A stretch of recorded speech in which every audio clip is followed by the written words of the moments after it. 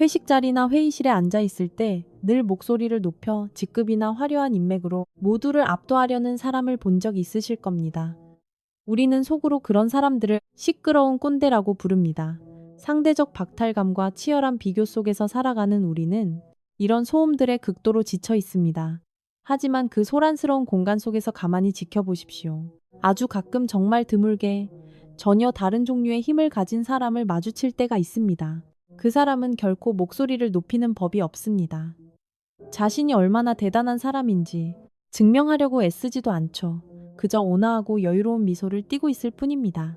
그런데 이상하게도 정말 결정적인 위기의 순간이 닥치면 모든 사람들의 시선이 약속이라도 한 듯 그 사람에게 향합니다. 우리는 그런 사람들을 보며 부러움을 넘어 경외심을 느낍니다. 도대체 무엇이 그들을 그토록 단단하게 만드는 걸까요? 타고난 IQ가 상위 1%라서 그런 걸까요? 아니면 감정이 무딘 성격이라 상처를 안 받는 걸까요? 심리학과 뇌과학은 이것이 선천적인 지능이나 무감각이 아니라 뇌신경망의 완벽한 재설계라고 말합니다. 이것은 남을 짓밟고 올라서기 위한 얄팍한 사내 정치가 아닙니다. 끊임없이 남의 눈치를 봐야 하는 팍팍한 사회에서 나를 지키고 내 안에 고유한 에너지를 보호하는 생존의 예술입니다. 오늘 저는 뇌과학이 밝혀낸 진짜 고지능이면서 강철 같은 멘탈을 가진 사람들의 은밀한 신호들을 들려드리려 합니다. 억지로 긍정적으로 생각하라는 뻔한 위로가 아닙니다. 가장 편안한 자세를 취해주시고 긴장했던 어깨의 힘을 3초만 툭 내려놓으셔도 좋습니다. 고요하게 이기는 사람들의 비밀, 지금부터 시작합니다. 우리가 흔히 똑똑하다고 말할 때 복잡한 수식을 암산으로 풀어내는 모습을 떠올립니다. 하지만 뇌과학에서 말하는 진짜 지능은 내가 모르는 상황에 닥쳤을 때 뇌가 어떻게 반응하느냐에 달려 있습니다. 진짜 고수의 첫 번째 신호는 바로 자신의 무지를 인정하는 지적 겸손입니다. 우리 뇌에서 원시적인 본능을 담당하는 편도체는 모른다는 사실을 극도로 두려워하도록 설계되어 있습니다. 원시시대의 맹수가 어디 숨어 있는지 모른다는 것은 곧 생존과 직결된 문제였기 때문입니다. 오늘날 현대인들에게도 모른다는 것은 곧 사회적 죽음으로 인식됩니다. 누군가 무언가를 물었을 때 모른다고 하면 편도체는 비상사태를 선포하고 방어 기제를 작동시킵니다. 이때 얼굴이 화끈거리고 어떻게든 아는 척을 하며 주제를 돌리려 하는 현상을 편도체 납치라고 부릅니다. 빈수레가 요란하듯 목소리가 크고 항상 자기가 옳다고 우기는 사람일수록 사실 그 내면의 편도체는 불안으로 가득 차 있는 것입니다. 특히 타인의 시선과 체면을 극도로 중시하는 한국 사회에서 모른다고 인정하는 것은 엄청난 공포이자 체면을 구기는 일로 여겨집니다. 하지만 멘탈이 강한 고지능자들의 뇌는 다르게 작동합니다. 편도체가 불안의 신호를 보낼 때 이성의 사령탑인 전전두엽이 나서서 두려움을 잠재웁니다.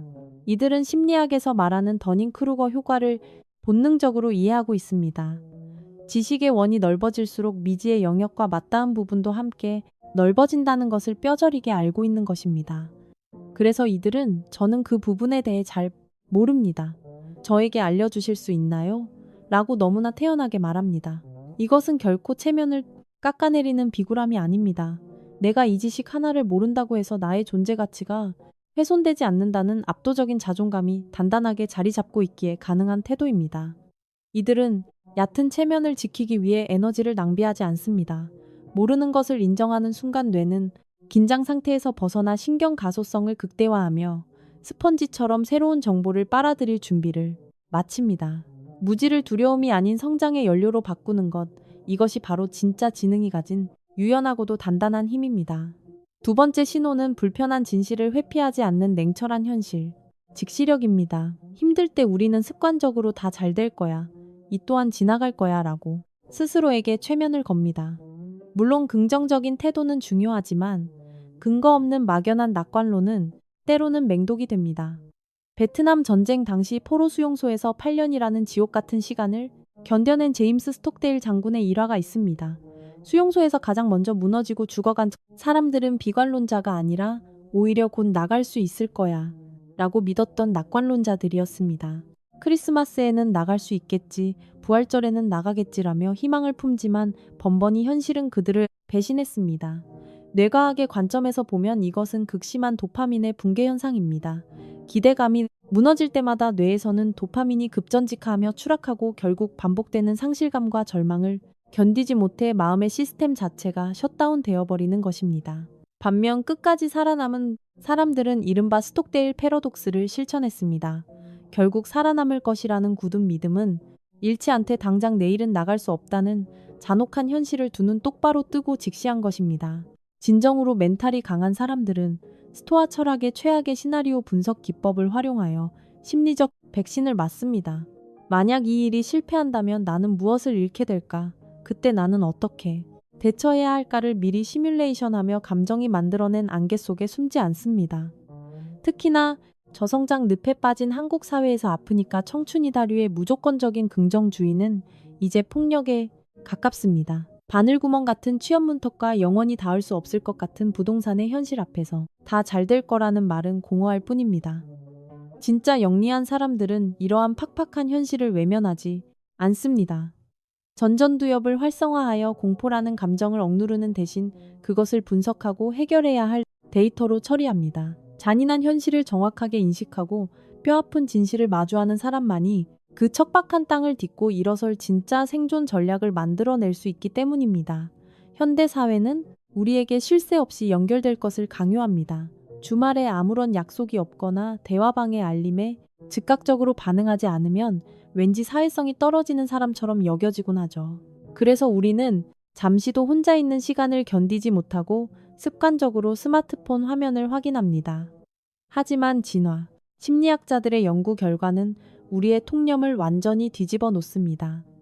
이른바 사바나 행복 이론에 따르면 지능이 높은 사람일수록 빈번하고 소모적인 사교 활동보다 혼자 있는 시간에서 삶의 만족도를 훨씬 더 크게 느낀다고 합니다. 그 근본적인 이유는 바로 우리의 뇌 속에 존재하는 디폴트 모드 네트워크라는 아주 특별한 신경 회로에 있습니다. 이 회로는 우리가 외부의 자극을 완전히 차단하고 아무것도 하지 않은 채 멍하게 있거나 고요히 혼자 사색할 때 비로소 스위치가 켜집니다. 컴퓨터로 치면 배경에서 시스템을 최적화하고 조각 모음을 하는 시간인 셈입니다.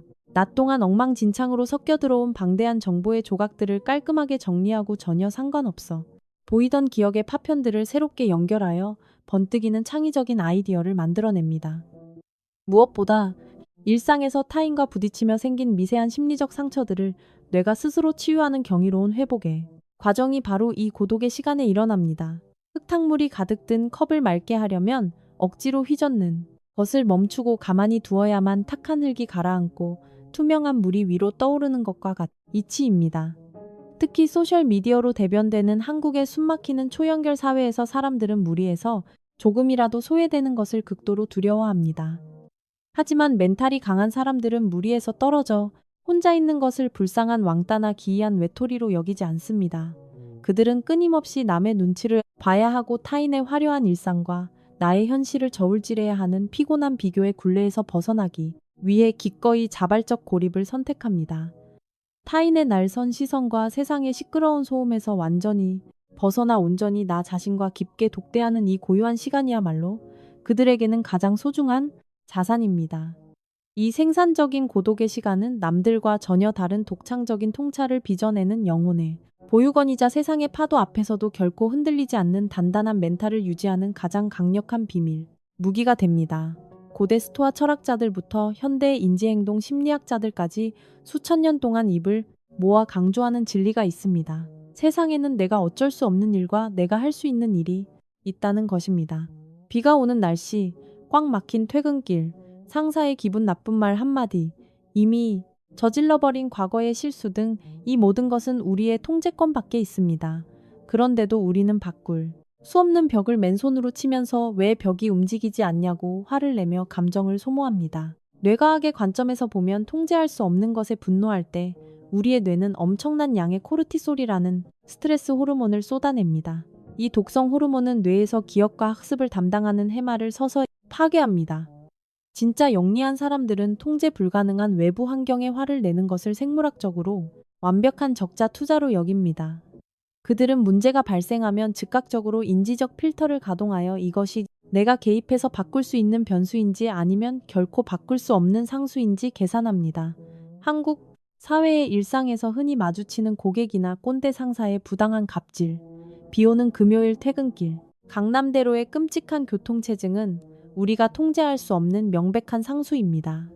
멘탈 고수들은 이 바꿀 수 없는 상수 앞에서는 과감하게 신경의 전원을 꺼버립니다. 이것은 비겁한 포기가 아니라 현명한 수용입니다. 교통체증이나 상사의 인격을 뜯어고칠 수는 없지만 그 상황에 어떻게 반응할 것인가 하는 나의 태도라는 변수는 완벽하게 통제할 수 있기 때문입니다. 그들은 분노로 버려질 에너지를 고스란히 끌어모아 오직 내가 할 수 있는 일에만 집중시킵니다. 폭풍우 속에 노련한 선장처럼 거친 파도는 막을 수 없지만 내 손의 쥔키의 방향만큼은 결코 놓치지 않는 것입니다. 인간의 본성은 사실 질투에 가깝습니다. 진화적으로 우리는 한정된 자원을 두고 경쟁해 왔기 때문입니다. 원시시대의 옆 부족이 사냥에 성공했다는 것은 곧 내 몫이 줄어든다는 생존의 위협이었습니다. 이것이 바로 한쪽이 얻으면 다른 쪽은 잃는다고 믿는 제로섬 게임의 사고방식입니다. 특히나 소셜미디어를 열면 지인들이 산 좋은 집이나 값비싼 차 사진이 쏟아지는 한국 사회에서 우리는 수시로 뼈아픈 상대적 박탈감을 느낍니다. 제가 나보다 잘 나가면 나는 초라한 실패자가 되는 것인가라며 자신의 가치를 끝없이 상대평가로 매기기 때문입니다.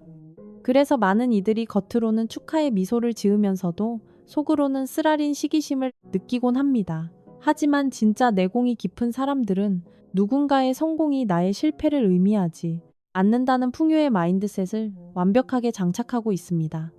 이 마법 같은 여유의 비밀은 우리 뇌 속에 존재하는 거울 뉴런이라는 특별한 세포에 있습니다. 당신이 질투와 열등감에 사로잡혀 성공한 타인을 깎아내릴 때 당신의 뇌는 스스로를 경직된 방어 모드로 굳게 잠가버립니다. 반대로 타인의 성취를 진심으로 기뻐하고 그 비결을 배우려 할 때 우리 뇌의 거울 뉴런은 그 성공한 사람의 탁월한 신경회로를 내 머릿속에 그대로 시뮬레이션하기 시작합니다.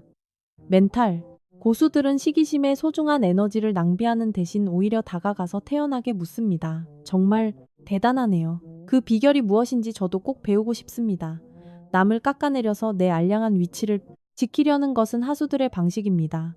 진짜 고수들은 타인의 빛나는 성공 노하우를 자신의 성장을 위한 귀중한 데이터로 온전히 해킹해버립니다.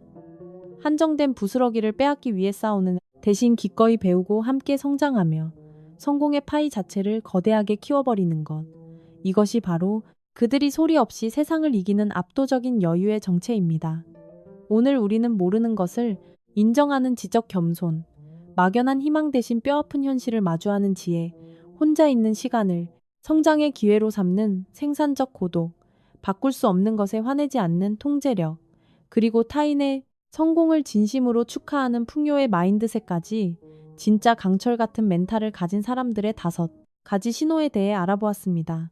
어쩌면 이 이야기를 들으면서 나는 왜 이렇게 멘탈이 약할까 자책하셨을지도 모릅니다. 하지만 부디 스스로를 탓하지 마십시오. 우리가 불안을 느끼고 남과 끊임없이 비교하며 모르는 것을 감추려 했던 것은 수만 년 동안 거친 야생에서 살아남기 위해 우리 유전자에 깊이 각인된 지극히 자연스러운 생존 본능입니다. 당신이 못나서가 아니라 그만큼 당신이 삶을 더 잘 살아내고 싶었고 안전하고 싶었기 때문입니다. 뇌과학이 우리에게 주는 가장 위대한 희망은 바로 신경 가소성입니다. 우리의 뇌는 죽는 순간까지 변하며 끊임없는 반복 훈련을 통해 언제든 뇌의 신경회로를 새롭게 재배선할 수 있습니다. 오늘부터 일상 속에서 아주 작은 의식을 하나 만들어 보시기 바랍니다. 누군가 나를 자극하는 말을 하거나 예상치 못한 위기가 터졌을 때 반사적으로 화를 내거나 좌절하는 대신 딱 0.5초만 숨을 깊게 들이마시며 멈추는 것입니다. 그 짧은 찰나의 멈춤이 불안과 공포를 담당하는 편도체에서 이성과 지혜를 관장하는 전전두엽으로 뇌의 주도권을 넘겨주는 기적의 골든타임이 됩니다. 모두가 빨리빨리를 외치며 남들보다 더 빨리 달리고 더 큰 목소리를 내야만 살아남을 할 수 있다고 강요하는 소란스러운 세상입니다. 하지만 이 거친 세상 속에서 고요한 내면을 유지하는 것은 결코 나약함이나 회피가 아니라 가장 단단한 자아를 가진 사람만이 보여줄 수 있는 진정한 본능적 강인함입니다. 0.5초의 작은 멈춤과 질문 하나가 반복될 때 당신의 뇌는 서서히 그러나 확실하게 변해갈 것입니다. 오늘의 이야기가 무거운 짐을 지고 살아가는 당신의 마음에 작은 위로와 돌파구가 되었다면 구독과 좋아요로 그 마음을 표현해 주십시오. 여러분의 동행은 우리가 시끄러운 세상 속에서 조용하게 이기는 침묵의 강자들의 커뮤니티를 만들어 가는데 가장 큰 원동력이 됩니다. 세상이 아무리 소란스러워도 당신의 내면만큼은 누구도 침범할 수 없는 깊고 고요한 바다이기를 바랍니다. 오늘도 치열하게 살아내느라 참 애쓰셨습니다. 편안한 밤 되십시오.